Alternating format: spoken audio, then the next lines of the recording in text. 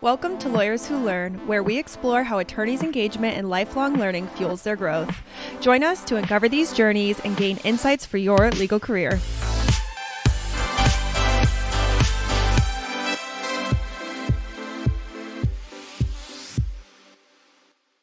Karen, welcome to Lawyers Who Learn. I'm really excited to dive into everything that you've done, specifically the topic that I love talking about is mindfulness, wellness, anything that helps you be a better person and individual. So I know that's an area that you're very passionate about and you help other attorneys and people on. So thanks for joining me.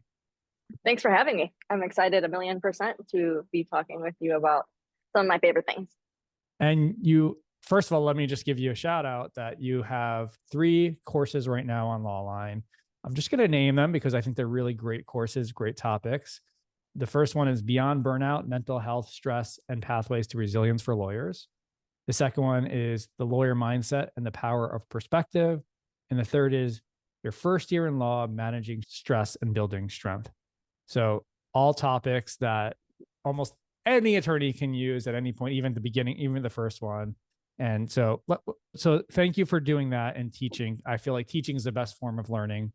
And we'll dive into that a little bit. I just wanted to quickly go through your bio because I'll save you a little bit of time just going through it quickly, and then we can dive in from there. You graduated law school in 2008 at John Marshall Law School. And from 2008 to 2017, you were at Dolan Law doing wrongful death and injury cases, personal injury cases. And what is really interesting, you started as an associate and moved all the way up to managing partner, and you left this year. So love to hear that story in March of this year. But in 2021, you started and founded Roaring Grace Mindful and Wellness, providing trauma-informed coaching and wellness programs for legal professionals. So I love that you started that while you were practicing law. I'd love to hear that story behind that. You also are currently pursuing a master's degree in counseling psychology at the Chicago School of Professional Psychology. You're a certified yoga instructor. And there's many more things on there. So yeah, I guess we'll start at the beginning. I spent, this is a funny thing when I tell people this because they can't imagine, especially in this world where people switch careers fairly often, especially a lot of very younger millennials and Gen Z, they can't imagine staying in a place for a long time, for a long period. So I spent half of my adult life in the Dolan law firm, many different iterations of it, but I started right out of college. So as an attorney, I was an associate.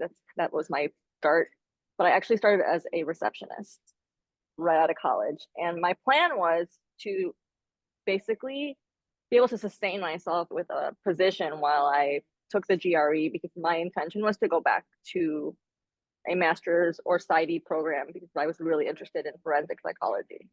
I wanted to be like Dana Scully or someone who just delved into criminal minds. And so my background is in criminal justice, political science, and psychology.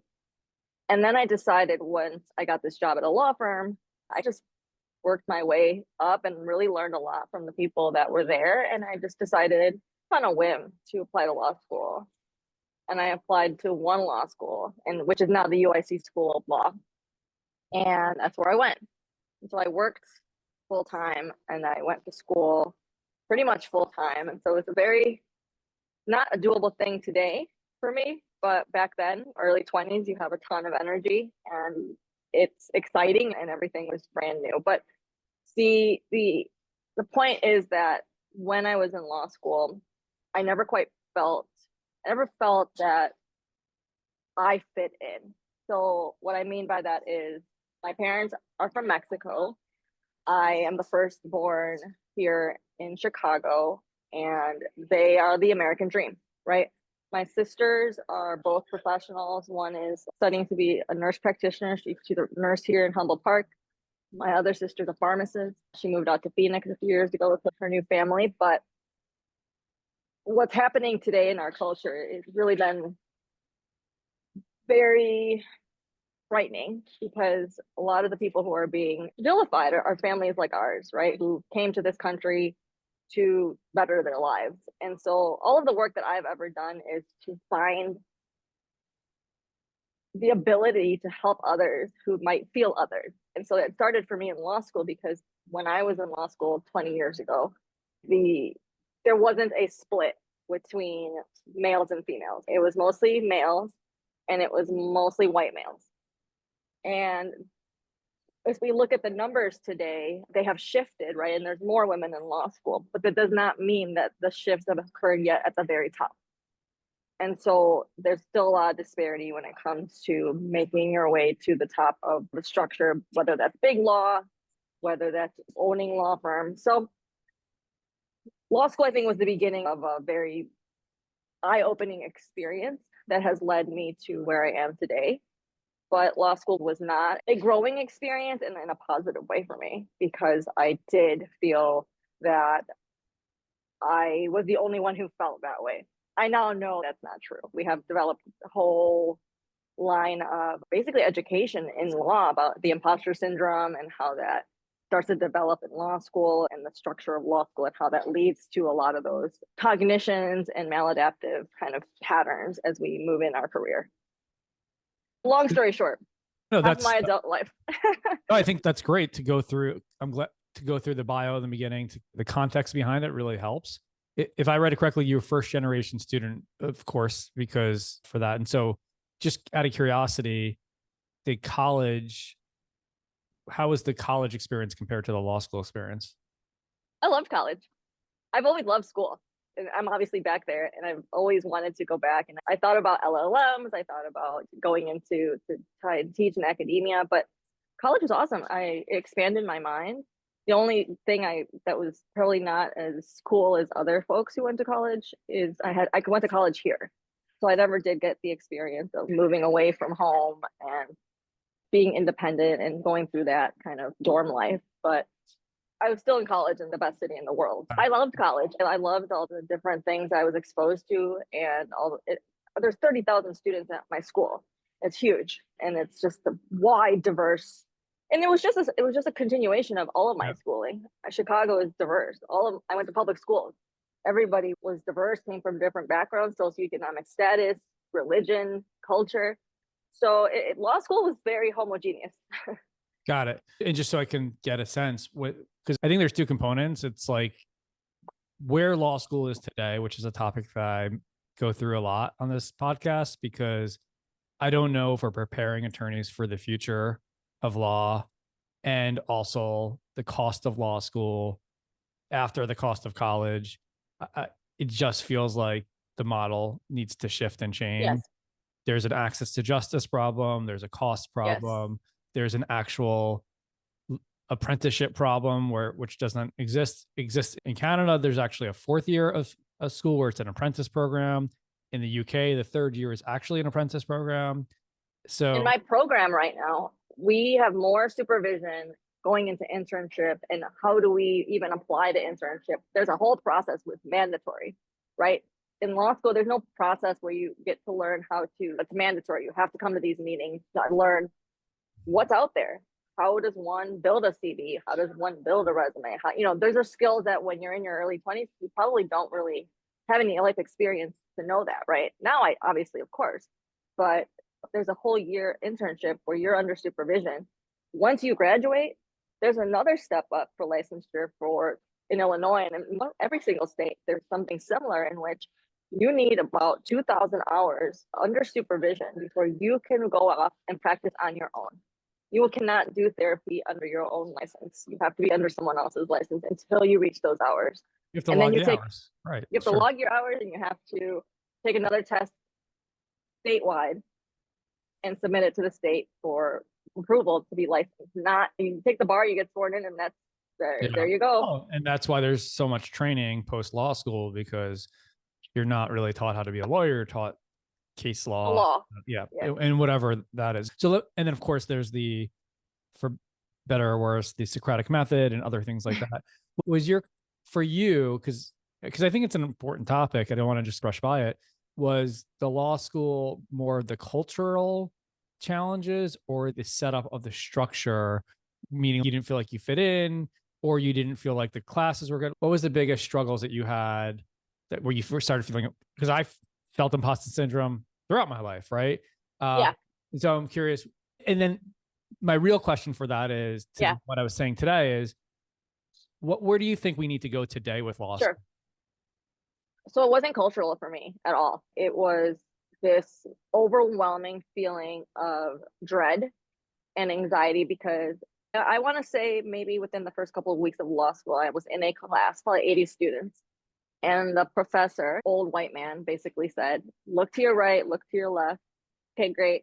One of those students will not be here at the end of this year. Wow, is that a punch in the gut? Because all of a sudden you start thinking like, they're looking at me too. What an inspiring way to start the school year. Honestly, I was just there a few months ago back to my law school, and I'm there where I go and we do these bridge to practice. The third years get to come and talk to a bunch of different practice area lawyers. And then I'm there to do the mental health component. And so in the bigger context of the room, there's people talking about in a very kind of terrifying way the giant responsibility that you'll be taking on as an attorney and how essentially these lawyers who have been practicing are here to share their experiences. So like pay attention and it's still very regimented, right? It's still very, to me, it sounded very terrifying, right? This giant responsibility that's going to come at you and you better start like paying attention to your whole career. And very different from my experience in my master's program where people literally will say to you, like, how are you doing? I'm a people person. I'm a human first and foremost. And so what I felt other than law school wasn't cultural in terms of, oh, I'm first generation. There's lots of first gen folks, especially in a school like UIC School of Law.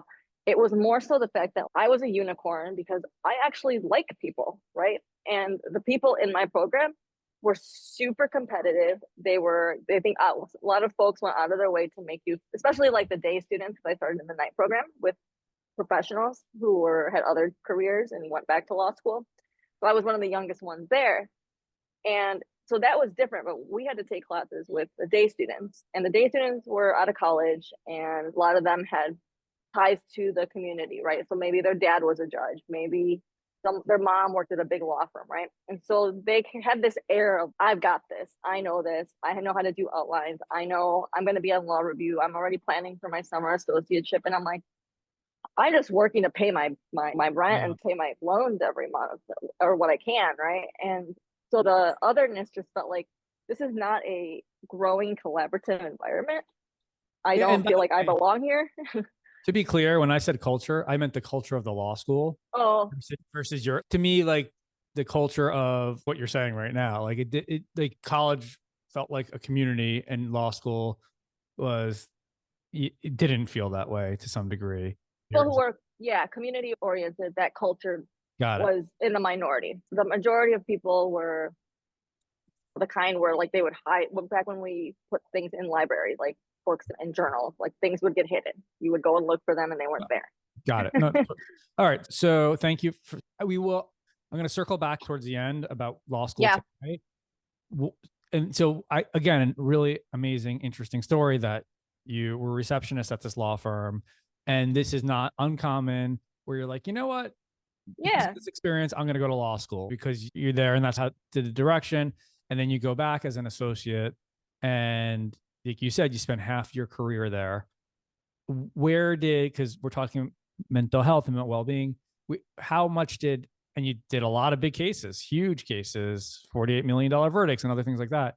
How was that experience for you over that period of time? Like what evolved in terms of mental health and other areas that led you to, in 2021, starting your own Roaring Grace Mindful Wellness Center or program? Well, it's funny word you said evolve. So for me, it was devolved within the first year of practice.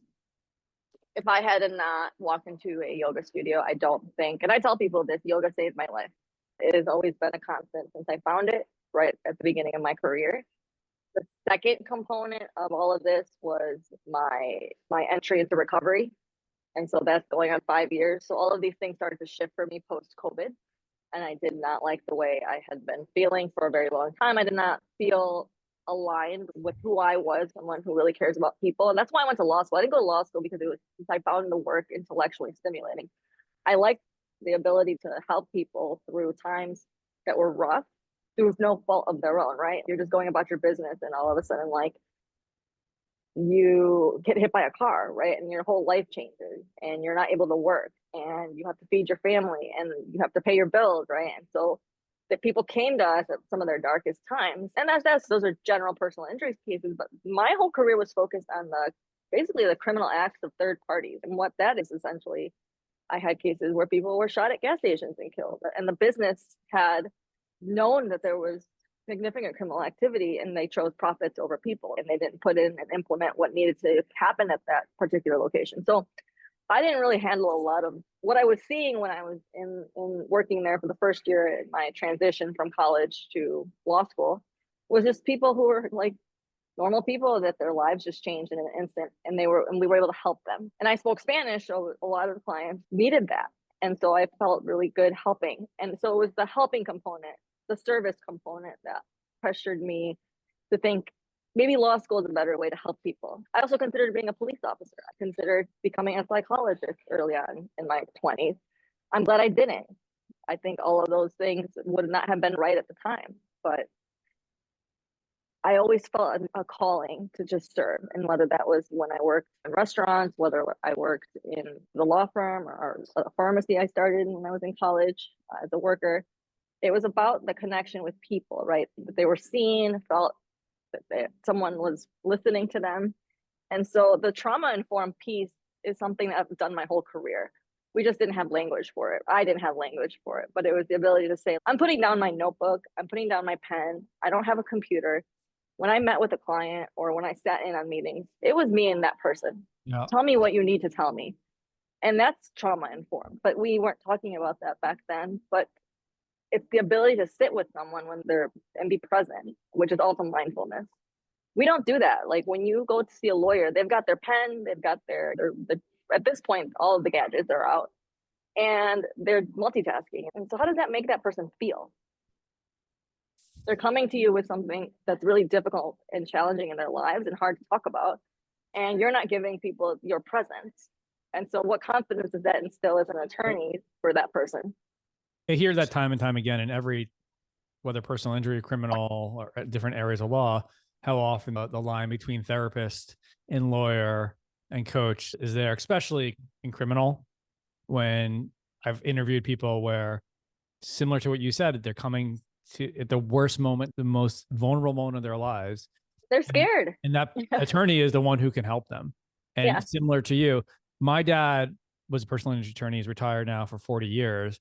And what gave him drive in what he did, and similar to you, he was first generation. His mom immigrated from Russia when she was 11 years old by herself.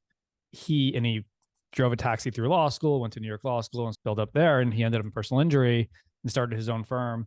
He said he felt like he was the Robin Hood of law, that he would take from the rich insurance companies and give to clients who were mostly poor. And that's what drove him. He had a different mentality than you because he said his job was to get them a compensation from the insurance. And that's all we can truly do in terms of the civil justice system. I, as a human, like person-centered, client-centered person, I would always imagine those are my parents or similar to my parents sitting in front of me. And what respect and attention would I want them to get? And so that was always what drove me, right? Is to treat people the way that they deserve to be treated, regardless of socioeconomic status, right? Because we do have these hierarchies, right? You've all seen these lawyers who like kowtow to their clients that can pay, who are influential or powerful. But that again brings disparity in how people are treated. And that's not okay in my book. I can treat people the same. Okay, so what was there? So it sounds like from the beginning, like even the first year, like you said, it wasn't evolve, it was a devolve sort of situation. But I joke. It wasn't evolve and it was a devolve. The evolution was I found yoga. By the way, it's important because a lot of attorneys can relate to what you're saying, right? And that's why you teach CLE courses. That's why you do what you do. And there's a lot of attorneys who are there.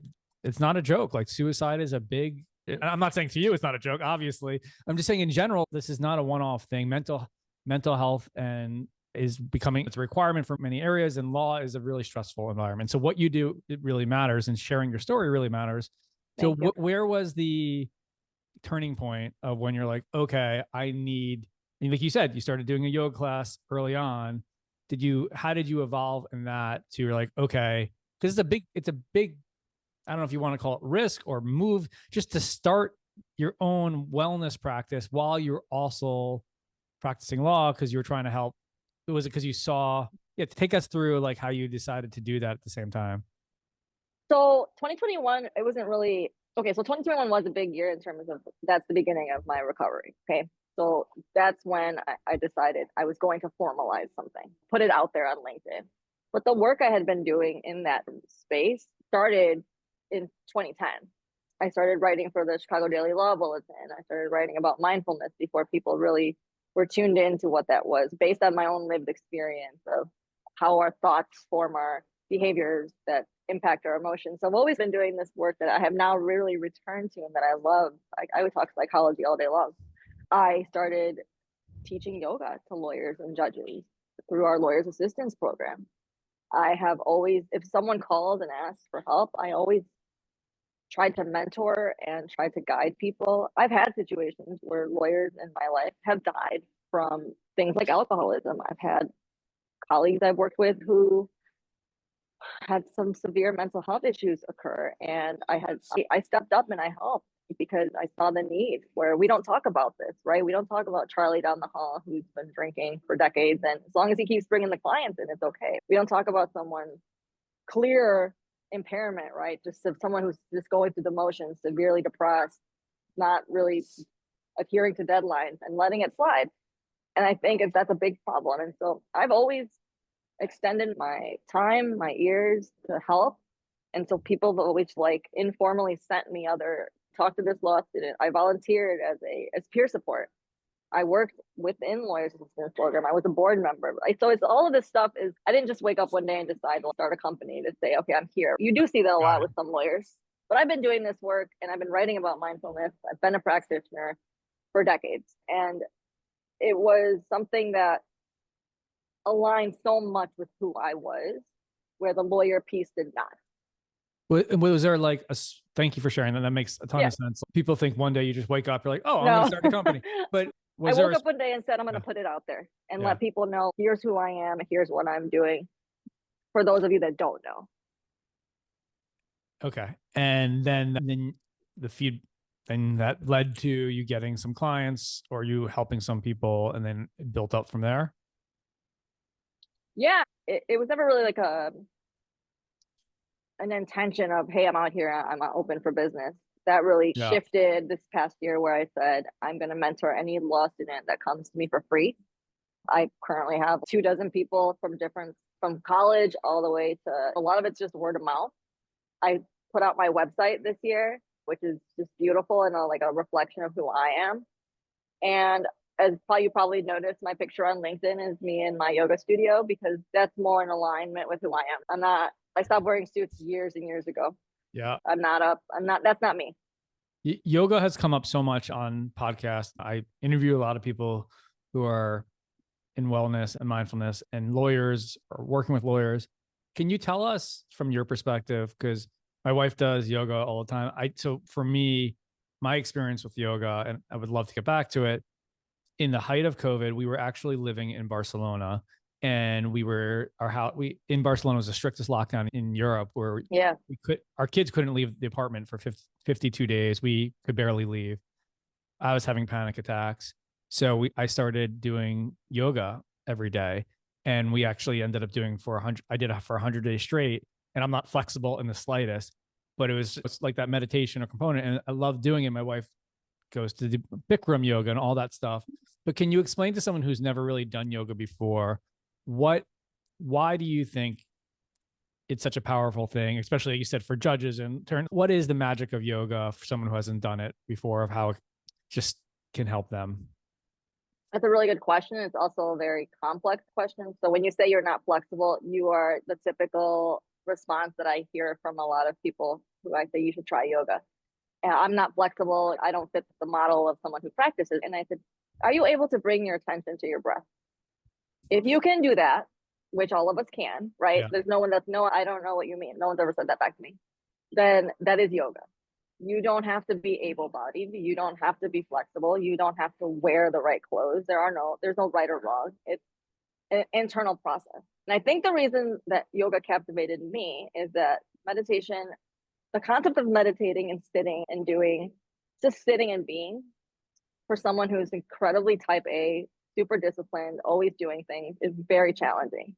So for me, it's a moving meditation. I'm also physically honing my skills in my body. That's really good for you, right? Like spinal strength, core strength, all of those things as we get older are really important. But for me, in the very beginning, before I understood what yoga was, it was the feeling of accomplishment, right? Someone who's type A, who's okay, now I can do this, and now I can do this, and now I can do this. But really, after the first couple of classes, what happened was I wasn't thinking about the 40 million probably emails on my phone or text messages from people wanting my time and needing something from me in that 1 hour or 90 minutes. Because back in the day, we had 90-minute classes. I was fully focused. And that is a really hard thing for someone who is all over the place mentally, thinking about what I'm going to be doing for dinner 3 weeks from now. So for me, it was a sense of, you want to talk about presence, you have to be present on your mat, right? Because if you're not present, you're probably going to end up hurting yourself. If you're not paying attention to your breath, you're holding your breath, the poses are going to feel awful. So your body is going to tell you. So the second piece of it that's really important for people who haven't practiced yoga is, I firmly believe that trauma, whether it's little trauma or big trauma, it lives in our bodies. And when we're disconnected from what our bodies are telling us, we end up with a lot of dis-ease. We're not connected on a deeper level to ourselves. And our bodies don't just yell at us, they whisper. They start with the Would you whisper. say we end up with a lot of what? Dis-ease. I love Yeah. that play on words. Ooh, I like that. Okay. Sorry. That I was like, I think she said disease, but she said dis-ease. I love it. There's a concept in yoga philosophy called sthira and sukha. And it's this balance that we find between effort and ease. So sukha is ease, sthira is effort. And there's a beautiful balance that you find with your breath, right? A good yoga class, you'll find yourself with lots of challenges. And so you have to put your effort in, and maybe it's balance that's off. But every pose that you're in your class is a reflection of how you show up in your life. The mat is just a microcosm for what's happening outside, right? If you start to beat yourself up because you can't do something, that tells me mindset. That tells me that it's either or, right? There's no room, there's no ambiguity to say, okay, today I was able to maybe hold my pose for a couple more rounds of breath, and that's progress. If you start to see the world in a different way, the more you're present with your body. You do it daily? Every day. I practice sometimes twice a day, depending on the day. So Ashtanga is something I do probably 5 to 6 days a week. That's a practice that's developed in India, Mysore, India, and it is led by a teacher, but you go at your own pace. It's a set sequence every day. And then I teach vinyasa because I love, like today I'm teaching a Halloween inspired class in a little bit. People are wearing costumes, and vinyasa is the more common one. Is that? It's the most common, I think, and at least in the Western world. What you would probably see at like a core power, that's like power yoga, but vinyasa is just the concept of one breath to movement. You're linking breath to movement. Got it. What do you think of Bikram hot yoga? That was the first thing I started practicing was Bikram. I didn't know what the hell it was, but now it's called Hot 90 or something because the association with Bikram. But I think anything that helps people. Obviously, hot yoga is really good. Actually, I don't. What's the association with Bikram? Oh, there's a documentary about it. Okay. He's on the lam. There's a lot I don't know. I wouldn't assume. I would look into it. Okay. All right. It's fine. I didn't know.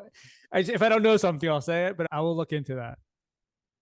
Bikram is he's the one walking scandal. So Bikram is the one who started hot yoga, and he started his own brand of it. Okay. And he would sue anybody who taught it without his blessing. And got it. He was a complete lunatic. Okay. Good to know. Okay.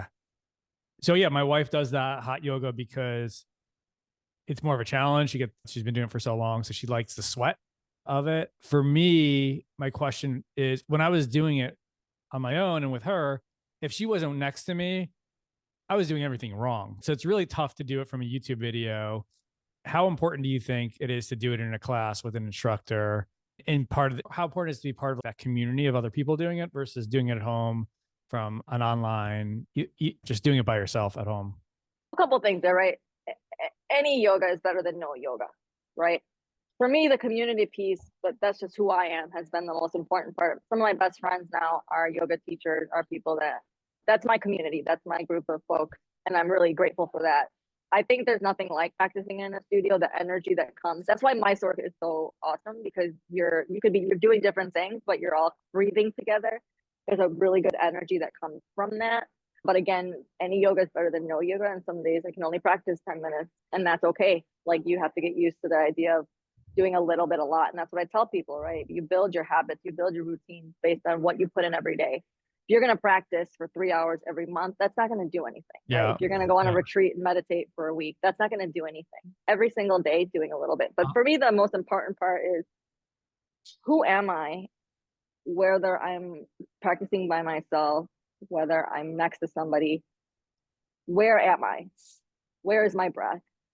And can I get through this class with feeling better than I did when I started? And the thing about being in a community is you do feel better because you start to make friends. And even if your practice sucked that day because your energy is low, you get to talk to people after class, you see them before class, and you make friends. I love that because, and I shared this with you a little bit before the podcast, my philosophy about this podcast is I want you to feel better by the end of it than in the beginning of it, that you shared something of value, that we dove deep, that you taught me something, that you taught someone else something. I think that's just a good philosophy in life, right? Yeah. If you want to leave feeling worse. No, or help other people feel better, right? Focus outward. Because I heard you talk about thoughts, beliefs, and actions. Like it reminds me of like Stoicism and Buddhism. What areas of like philosophy or ancient areas have you studied in addition to yoga? Is there books or courses that you've taken that? Let's start with books, because one of the things that I love that we have right now, we just launched it. We haven't even put it out publicly yet. Every single podcast, the guests share books that have helped them in the beginning of their career or more recently. And we have an online search engine that will say the book that you recommended and why you recommended it. And I would love to see if anything comes to mind. Oh man, since I was a kid, I've probably I read a book every week right now, even through law school, especially now they tell you in my program, like, find things that are not like psychology related. I sometimes listen to that, sometimes I don't, but I happen to love. So in terms of somatics and trauma and how our body works, I feel that once you learn that stress and trauma and reactions to anxiety, depression, there's a bodily, neurobiological, chemical component to them, right? You wouldn't tell someone who has diabetes, like, don't take your medicine. You wouldn't, but we do tell people we stigmatize people who maybe their serotonin levels are a little off to why are you taking antidepressants? And I had that thought a long time ago. I thought therapy was stupid. It was for people who couldn't handle their stuff. Obviously, I have evolved in my thinking because I'm now there wanting to be that for people. And I believe in the power of pharmaceuticals to help keep the floor from falling out from under you. And it's a biological thing that's happening, right? It's not a discipline thing. And we thought that for a long time with people who are alcoholics or people who have substance use disorder. Or we vilify people who are in this opioid epidemic. And you don't realize what a strong drive our brain is when it becomes used to even Facebook or Instagram. How many people have looked at my story? Like, there's a dopamine component to us. That's why addictions happen, right? It has nothing to do with our willpower and discipline. It has everything to do with what's happening and neurologically, right? And so The Body Keeps the Score, I think, is a great book to start with. Try to understand. What is it called? The Body Keeps the Score. The Body Keeps the Score. Okay. Yeah. In terms of philosophy, I'm not a student of any one. But just for that, yeah. Because for the AI listening to this, that will take what you said and put it into the thing. The why behind The Body Keeps the Score is what you were just talking about, that the dopamine and other chemicals that are in your body. So what is the why? That makes up? The Body Keeps the Score is about trauma. It is about what happens to your body when you are under fight or flight. Got it. Why does trauma develop in the body? Because trauma is it's not a mental health disorder. It is everything that happens. The mindset changes. You're hypervigilant. You go into arousal state. To disassociate. Those are bodily things happening as your cognitions also change, mental health. But to understand really why, and everyone has trauma, right? It might not be, oh, this huge thing that happened to you, but we've all experienced life. And so in that life, there's things that are hard to process, right? And so our body remembers and retains those memories. Got it.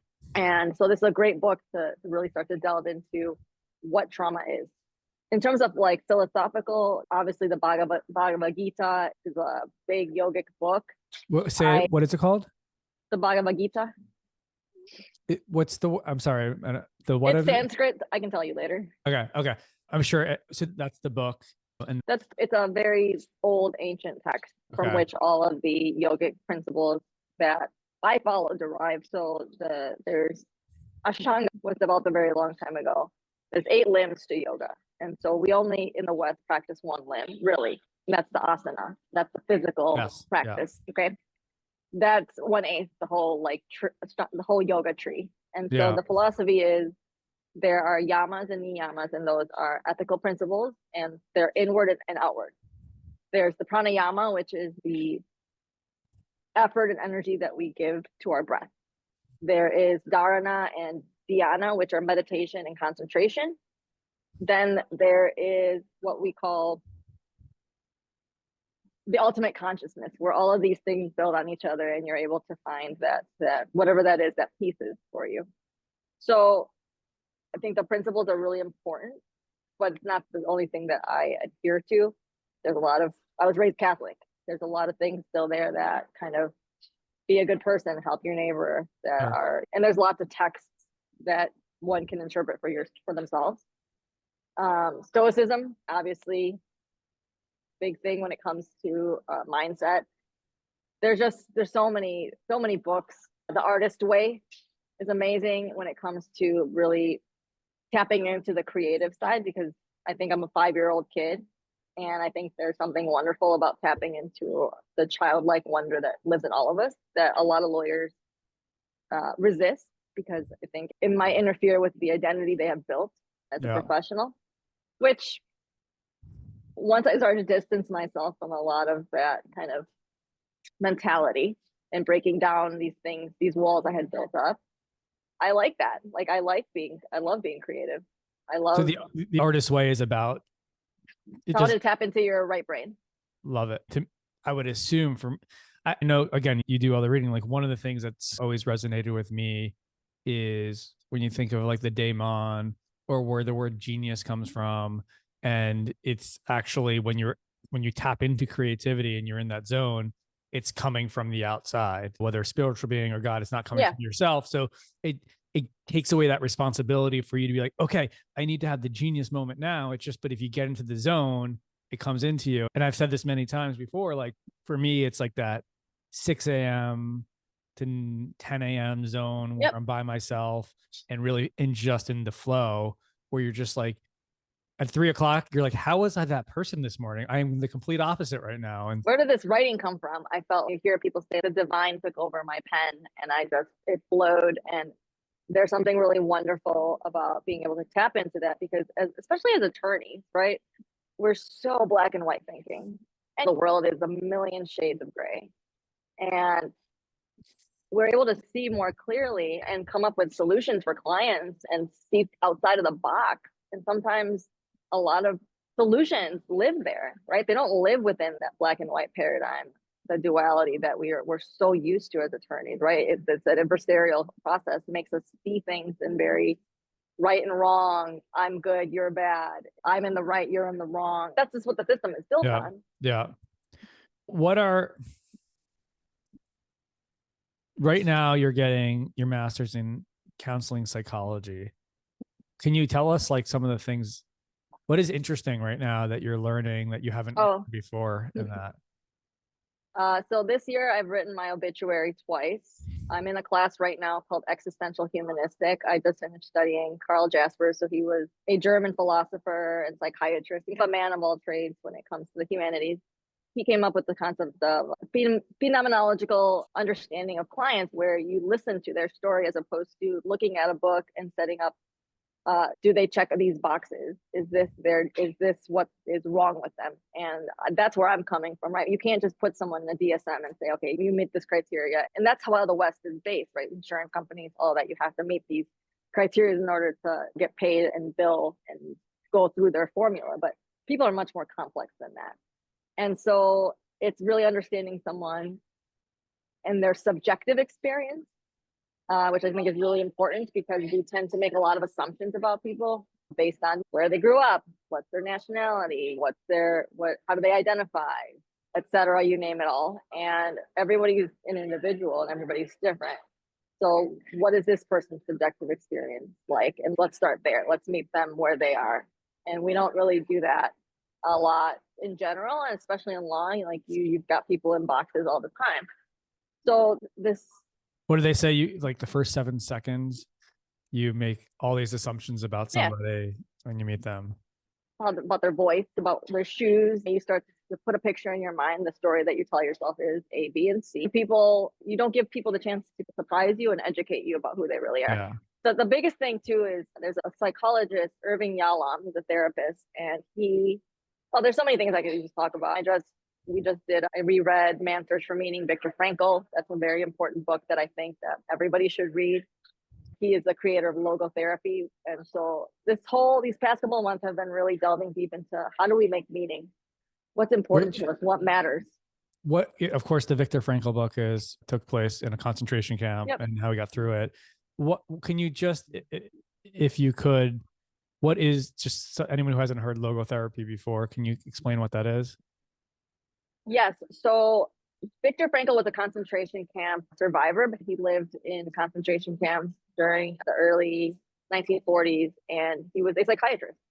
And so this is his own theoretical approach. And essentially what it is, how do we intrinsically find what matters? So this man had his whole family taken from him. His wife died, his brothers, his whole family was killed. They were taken, his wedding ring was taken. Everything that one thinks that they have in life was taken.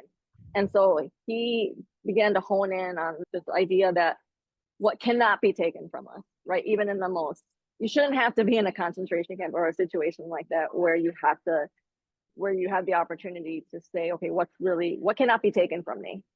And that's your hope. And that is how you see the world, where your resilience is built from. And we all have opportunities throughout the day to find that. But a lot of us we focus on all the wrong things. So this therapy really helps people focus on what really matters. And if you think about today's society, where we spend a lot of time commenting on people's like Instagram stories, or getting into fights with people online, or being stressed out about your kid's birthday party. And at the end of the day, like none of that matters, right? What matters is how you show up every day. Is it in line with your values? Are you living according to what is important to you? And so it's helping people find those principles of how do I make meaning in my life? So what's important? What matters? What was and maybe I've read bits and pieces, and maybe I should reread the whole thing. What was the whole thing? He was able to, with everything that was done to him and taken away from him and all those, he was able to every day find some sort of meaning in his life, whether it was helping other people who were there. And I think that's potentially what he did. He helped others. And he ended up being their psychologist or whatever, just helping them through. Yeah. And we all have that power to look at things in a way that is more positive. So it's not Pollyanna thinking, right? Obviously that was a horrible situation, but we tend to focus on, I have to go to this birthday party. I have to go to. One way to switch that up for me is you're the privilege of going to the dentist. If you're going to a birthday party or a gathering, that means like people care about you enough to have invited you. That's the power of being grateful. Like it's hard to be grateful and angry or sad at that same moment that you have. You can't be at the same time. And you can't breathe and focus on your breath and then also have thoughts. Totally. That's what's really important. Ooh, that is a very powerful way. Potentially, I don't know. I think that's a good way to end this, because the Viktor Frankl, the logotherapy, because one of the things I wrote down here that we didn't talk about, and it came out organically, is how do you create meaning in our lives? Because I know that's important to you. And certainly there's many ways, but like that book and that lesson is a really important one. Anything anything that we didn't cover that you would, and I think we've covered a lot and I've learned a lot, and I could talk to you for hours because it seems like every topic I bring up and you can dive deep into, which is amazing. And that's why you've taught so many courses. But is there anything that like you don't, these are all the topics, let's say, because I know you talk and speak a lot in your podcast, you talk about all the time, but you actually are never really asked about, or you never dive deep enough in your learning and growth journey, that would be a good way as the final word, I guess, that say, okay, one area that I never dive into enough is this. And if not, that's okay too. But I just want to make sure to give you that opportunity of, we didn't discuss this today, and this is important as well. I think for anyone listening who's struggling, I don't think I say this enough, or I don't get the chance to say this enough, is that you're not alone. It might feel like that, but you're not. Like we have shared human experiences, and we all go through the same emotions. So if you look at culturally, there's sadness, there's the core emotions, anger, fear, joy, sadness. Those are all shared human emotions, right? We all have these emotions. If it doesn't matter whether you're in Chicago or Ghana, like we all experience the same things in life, right? And those are the emotions genetically that have been, for better or worse, part of our makeup. And so I think I don't get to tell people enough that they're not alone, and that my door is always open. I don't want anyone to ever have to go through feeling these periods of isolation, because in isolation, that is where mental health really grows. Mental health issues really start to develop when you're not talking to people, when you're not expressing yourself. And like I said, in my early 20s and my 20s, when I was practicing, I thought therapy was stupid. And for people who just couldn't get it together, like, why would someone be able to figure my life out? I could figure it out on my own. And it's not about figuring your life out. That's not what therapy is. Sometimes we just can't see the light that lives in all of us because our surroundings, our workspaces, our things happening externally, our childhood, they might have brought in a lot of darkness to our world. But the things that have always kept me going is knowing that if I can extend my presence to help someone see the light that lives in them and guide them in a way that all of a sudden that light bulb goes off, and then they're able to help someone else, and we keep that going, that's where true progress lies. Like it is grassroots, it is communal, it is why I'm here.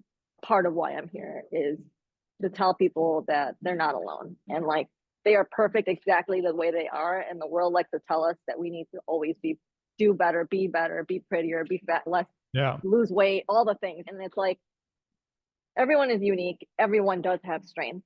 And I didn't see that in myself for a really long time. And I was always chasing this ideal that it's like the whole time, right? Wizard of Oz, Dorothy, like you always had the power, right? Sometimes you just can't see it and you can't feel it, but you're not alone. And so never suffer in silence, because that's the worst thing you can do. And thank you for that. And thank you for being a teacher and a sharer, and knowing why you are here it's so powerful, because for many people they're still trying to understand their why and what. That's okay. Yeah, we're all on different paths, different times. No, totally.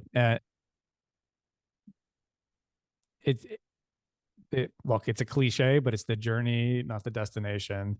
And just, I keep telling myself that over and over again. And the other thing I like this, so I've heard, and I like saying, you're exactly where you're supposed to be right now, because you don't have to like it. My professor says, exactly.